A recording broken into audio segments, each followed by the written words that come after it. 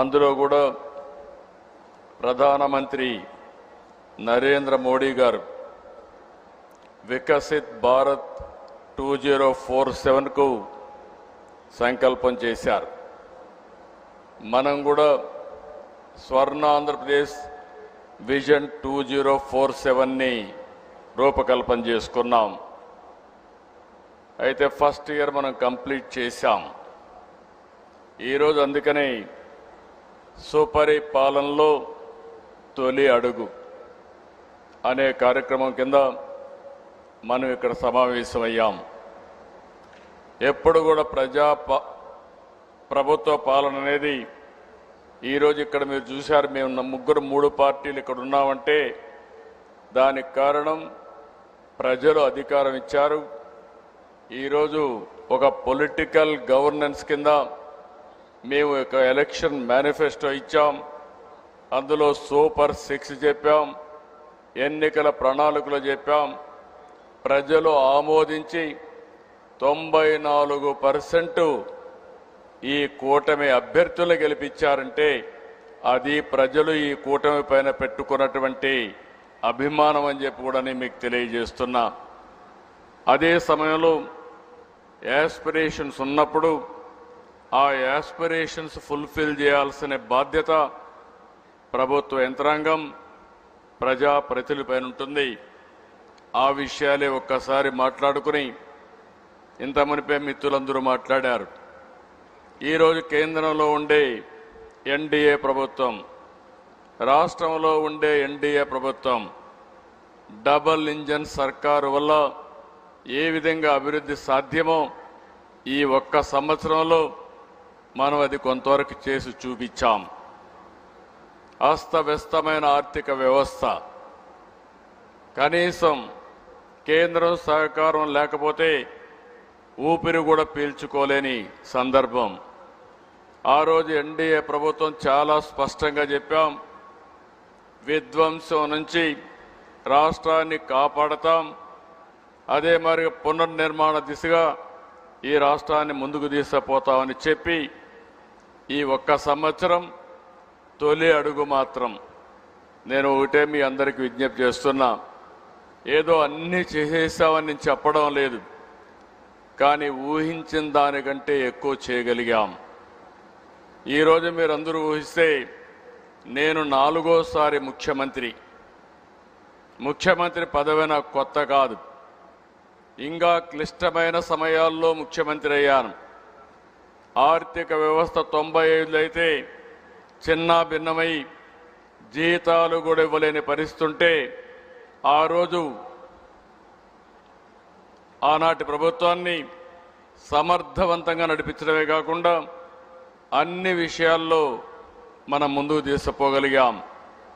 99 నేనే ఉన్నాను కాబట్టి పెద్ద సమస్యలు రాలేదు. 2014లో రాష్ట్రం విభజనై కూర్చోవడానికి ప్లేస్ లేకపోతే ఇక్కడ నేను వచ్చాడు బస్సులో కూర్చొని పరిపాలన ప్రారంభించాం. అక్కడి నుంచి నిలదొక్కుకోవడానికి దేశంలో ఎక్కడా జరగని విధంగా 13.5% గ్రోత్ రేట్ CAGR సాధించి రాష్ట్రాన్ని ముందుకు నడిపించాం.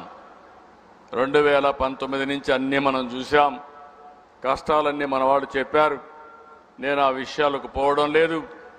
ఎక్కడ మన ప్రయాణం ప్రారంభమైంది, ఏం చేశాం, ఏం చేయబోతున్నామో అవన్నీ కూడా ఒకసారి సమీక్ష చేసుకోవడానికి ఈ కార్యక్రమం పెట్టాం. CAGR సాధించి రాష్ట్రాన్ని ముందుకు నడిపించాం.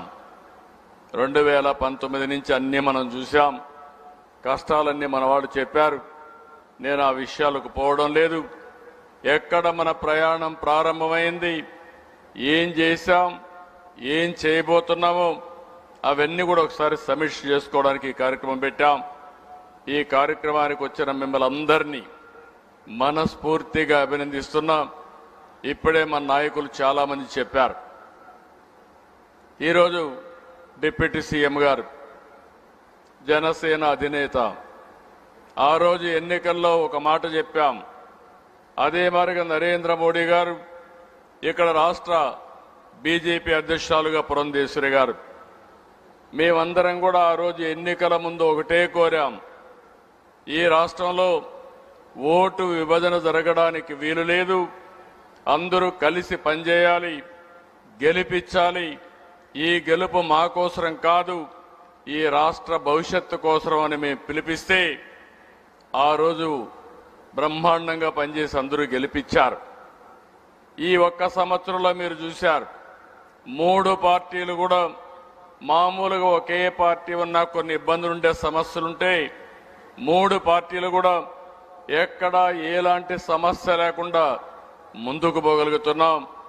అలాంటి సహకారాన్ని అందించినటువంటి డిప్యూటీ సీఎం పవన్ కళ్యాణ్ గారికి, పురంధేశ్వరి గారికి, బీజేపీ నాయకులకి, కేంద్రంలో ఉండే ప్రధానమంత్రి నరేంద్ర మోడీ గారికి మనస్ఫూర్తిగా ధన్యవాదాలు తెలియజేస్తున్నా, అభినందనలు తెలియజేస్తున్నానని చెప్పి నేను మీకు తెలియజేసుకుంటూ, ఇప్పుడు ఒక్కసారి నేను ఒక ప్రజెంటేషన్ ద్వారా మీ అందరికీ ఎక్స్ప్లెయిన్ చేస్తున్నా. ఎందుకంటే ఇదేదో మనం ఉపన్యాసాలు ఇచ్చి వెళ్ళిపోయే సభ కాదు. కానీ మనమందరం కూడా మళ్లీ ప్రజల కోసం పునరంకితం అవ్వాల్సిన అవసరం ఉంది.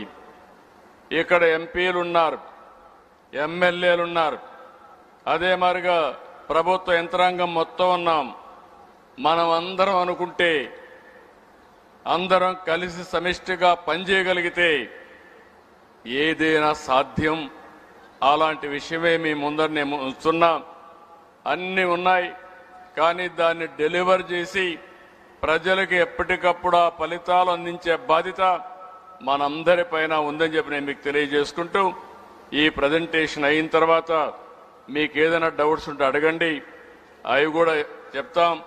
అదే మరి అధికార యంత్రాంగాన్ని ఒకటే కోరుతున్నాం, ప్రజాప్రతినిధులు ఒకటే కోరుతున్నాం. మన మీద ఒక బాధ్యత ఉంది.